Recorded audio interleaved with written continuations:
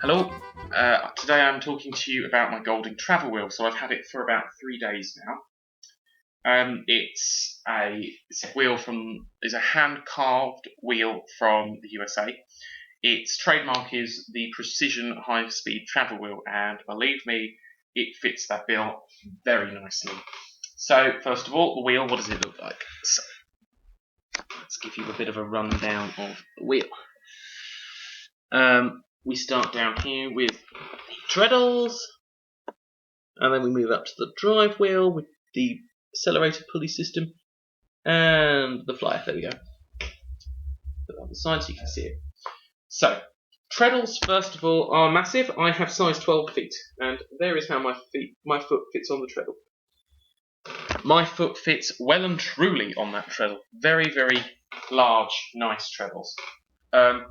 The way it drives the drive wheel is via a lever arm pulley, a lever arm system rather. So I will just demonstrate that. As you can see, as you treadle, this lever arm rocks and the drive wheel. This conrod drives the drive wheel. I have got indeed the hand carved model. This is the midnight sky, so you can see there's a tree with a moon, a couple of stars, and the owl. These are covered in white gold leaf, which is a really nice touch that I really like. Pulleys. The drive system is an accelerator drive, which is why you can get such high speed from such a small drive wheel. It's, as you'll see, so we go drive. So the reason you can get such high speeds, the way it works, the drive band stays only on the two smallest pulleys. That essentially gives you 6 ratios.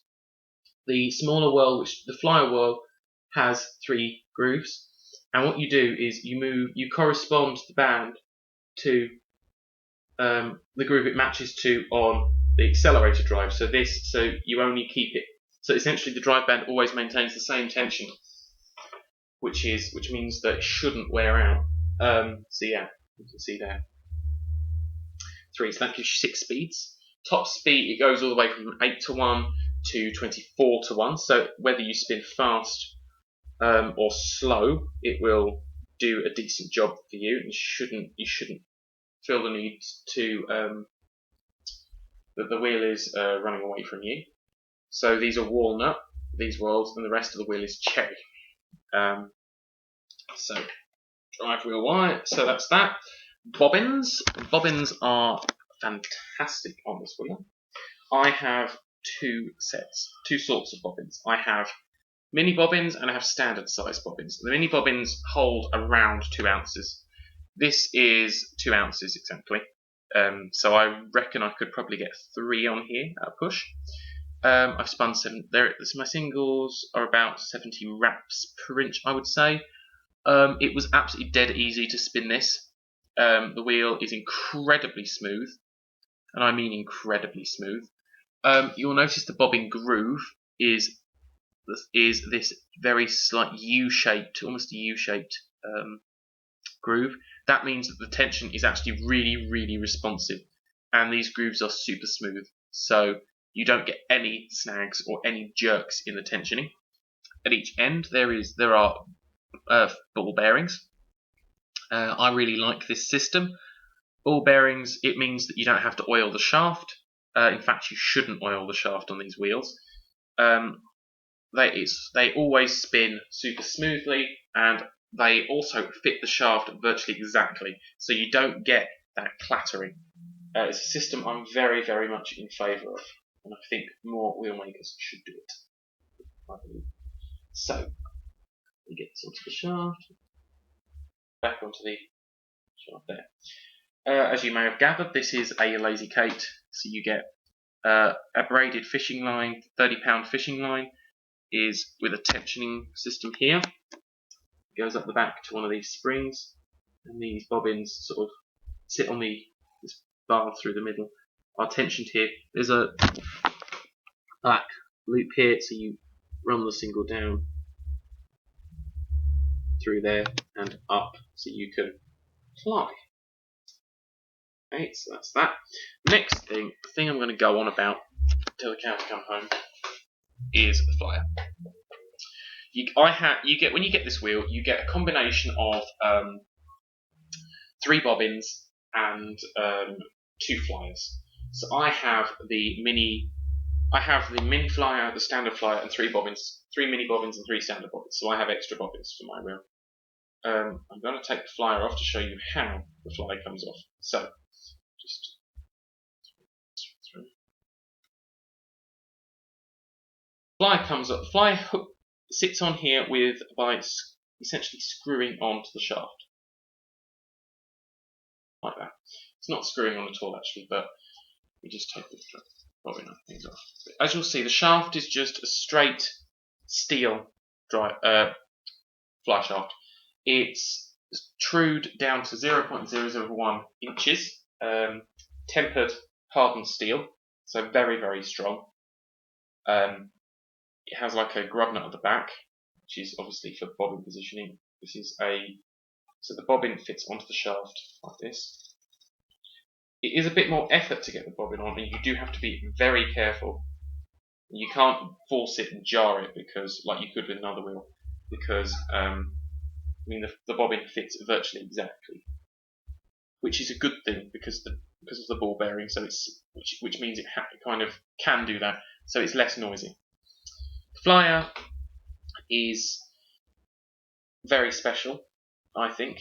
In fact, all of these bits are special. All moving parts are dynamically balanced. That means they are spun and weight is added or taken off to bring the center of gravity in line with the center of rotation.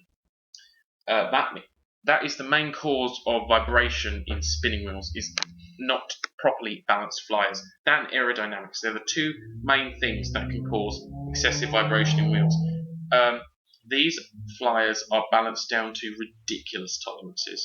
Somewhere in the region, I believe, it can be down to 35 millionths of an ounce. So tiny, sort of incredibly high tolerances. So the way this is done is it's balanced here. As you can see, these are screws with grub nuts on them to balance out, and at the end the flyer arms there. So this is an ultra high precision balanced flyer, and I will show you how that is important in just a sec. So it just fits onto the shaft. You just push it on, turn the screw. Important not to over tighten, because that is in fact counterproductive and will cause wear to the fly shaft. In terms of oiling, you don't oil this wheel. Oiling is bad for this wheel because oil attracts dust and dirt, and that is the last thing I want getting anywhere near anything built for precision. So if I do have to do any lubrication of the wheel, I will just lubricate the flyer shaft and the laser cake shaft with black graphite powder, which is I think available from bike shops and things. Now, I'm going to show you just how quiet this is. I've got the wheel at top speed, 25 to 1.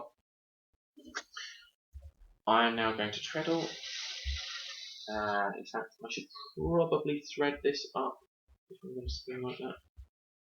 You are going to see just how quiet, just what a difference a properly balanced flyer makes to your spinning experience. I'm just going to thread the flyer through. The orifice is just pretty much like this. You thread through the hole. Listen. Oh, I don't think that was quite on tight enough. There we go. Now it is. Hear that? Zero noise, virtually. Absolutely zero noise. Apart from the air rushing through the flyer, it is balanced so well that there is absolutely zero noise on it. That is in contrast with another one of my wheels. This is dynamically balanced. Most wheels are not dynamically balanced because the rig is quite extensive you need to use to do it. Most are statically balanced, which is a good option for a lot of wheels. However, if you're going to run a wheel at the kind of speeds I run my wheels at, or if you're going to run your wheel at probably around, I would have said minimum 18 to 1, you need exceptionally good balancing. Hear that?